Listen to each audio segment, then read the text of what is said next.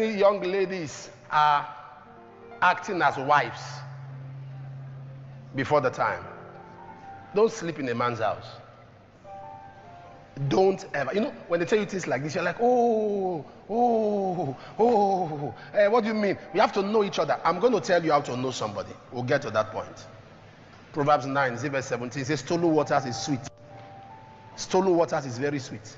What you thief, what you are stealing as a youth is sweet.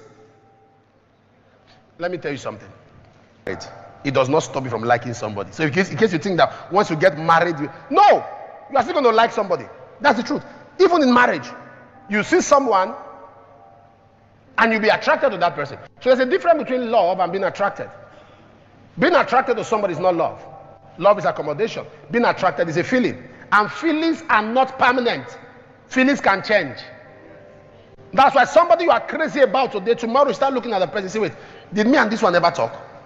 You know what happened? Feelings have changed. Feelings can change, but love cannot change. So you now understand that feeling is not what?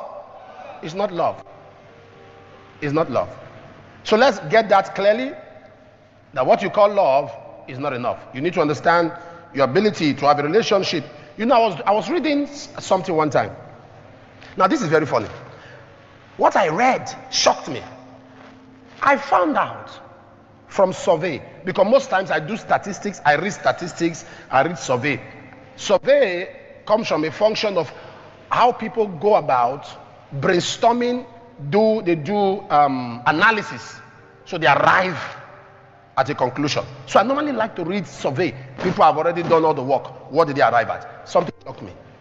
They did a survey and they discovered that only 4% of arranged marriage end up in divorce.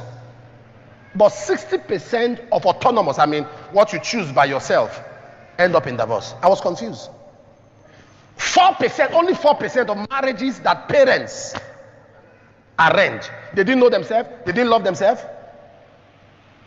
But 60% of the ones that chose by themselves is because they do not understand what it is. It's like somebody coming to you and say, God said, you are my partner.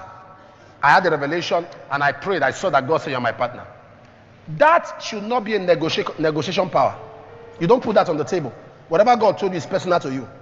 God's wisdom is better than God's leading. Because the proof, God can speak to you that this is your partner, and yet both of you end up in divorce. Are you aware? God can speak to you, this is your partner, and both of you end up in divorce.